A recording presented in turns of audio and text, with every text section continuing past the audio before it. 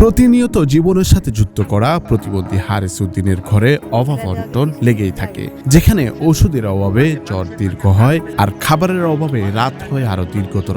হারিস উদ্দিনের এই অসহায় জীবনের কথা শুনে প্রধানমন্ত্রী তারেক রহমান তার পাশে দাঁড়ালেন। বৈশাখী টিভির প্রতিবেদনটিতে তুলে ধরেন সাপাহার উপজেলার সদর ইউনিয়নে একটি অসহায় এবং প্রতিবন্ধী পরিবার প্রায় দীর্ঘদিন যাবৎ অসহায়ত্ব জীবনযাপন করছে। তারা খাওয়া দাওয়া এবং ঔষধপত্র অভাবে মৃত্যুর সাথে পাঞ্জা লড়ছে।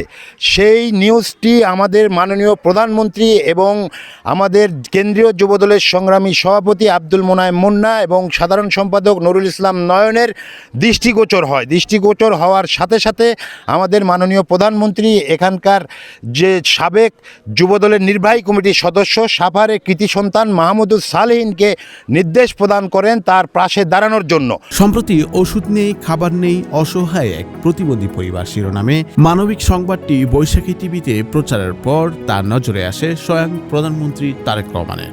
আপনি আর একা নন, ইউনিভার্সাল কার্ডিয়াক হসপিটাল আপনার হৃদয়ের আরো কাছে। তার নির্দেশে মানবিক এই আহ্বানে সাড়া দিয়ে যুবদল সভাপতি মোনায়েম মুন্না ও সাধারণ সম্পাদক নুরুল ইসলাম নয়ন এমপি তাৎক্ষণিকভাবে উদ্যোগ গ্রহণ করেন। হারিস উদ্দিনের ঘরে পৌঁছে দেন নগদ টাকা ও প্রয়োজনীয় খাদ্য সামগ্রী। শুধু কথা নয়, হাতে তুলে দেওয়া হয় প্রায় 2 মাসের খাদ্য সামগ্রী, নগদ অর্থ আর সবচেয়ে বড় কথা একটি প্রতিশ্রুতি, আমরা আছি, থাকবো। এমনটাই জানাচ্ছিলেন যুবদল নেতা মাসুদ হায়দার। আমরা নওগাঁ জেলা যুবদল তাদের সুচিকিৎসা এবং ঔষধ যা লাগবে সেই দায়িত্বভার আমরা গ্রহণ করেছি। পাশাপাশি উপজেলা যুবদলকে আমরা দায়িত্ব দিয়েছি প্রত্যেক মাসে তার খোঁজখবর নিবে এবং তাদের কি সমস্যা হচ্ছে সেই সমস্যাগুলি তারা সমাধান করার চেষ্টা করবে।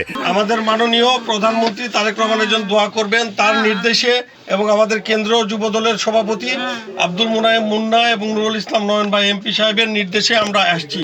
ওনারা আপনার এই বৈশাখী চ্যানেলের খবরটা দেখে ওনারা দৃষ্টিগোচর হওয়ার পরে আমাদেরকে নির্দেশ দেয় যে এই পরিবারের পিছনে দাঁড়াতে হবে। অসহায় এই পরিবারের হাতে নিজস্ব তহবিল থেকে নগদ অর্থ প্রদান করেন যুবদলের কেন্দ্রীয় কমিটির সাবেক সদস্য মাহমুদুস সালেহিন। দেওয়া হয় তাদের চিকিৎসার যাবতীয় ব্যাপার সহ বাসাটি মেরামতের প্রতিশ্রুতি। শিশু খাদিজার শিক্ষার বিষয়ে জেলা প্রতিনিধিদের দায়িত্ব পালনের জন্য আশ্বাস দেন। সরকারের যে অনুদানগুলি বয়স্ক ভাতা, বিধবা ভাতা, তারপরে হলো আপনার এই যে প্রতিবন্ধী ভাতা, এই ভাতাগুলো যদি আপনারা না পান সেই ভাতাগুলো সরকারের মাধ্যমে সেই ভাতাগুলোর কার্ড আপনাদের করে দিবে এবং আপনার নাতির যে পড়াশোনার যে খরচ হবে সেই খরচও আমাদের এখানকার বিএনপি নেতারা বহন করবে।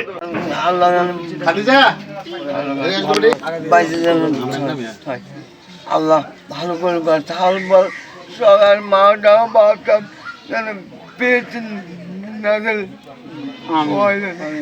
আল্লাহ করুক আর আল্লাহ করুক মানুষের আল্লাহ করে বেড়া যায় খারাপ বলি মানে আল্লাহ ভালো চাই আগের করে আরাম মাফ করে দেখ আল্লাহ। বৈশাখী টেলিভিশনের এমন মানবিক সংবাদের পর জেলা পুলিশের পক্ষ থেকেও অসহায় হারিস উদ্দিনের পরিবারটিকে সহায়তা প্রদান করা হয়। নুরুল আফসার, বৈশাখী সংবাদ। পরবর্তী সব কাজে লাগবে।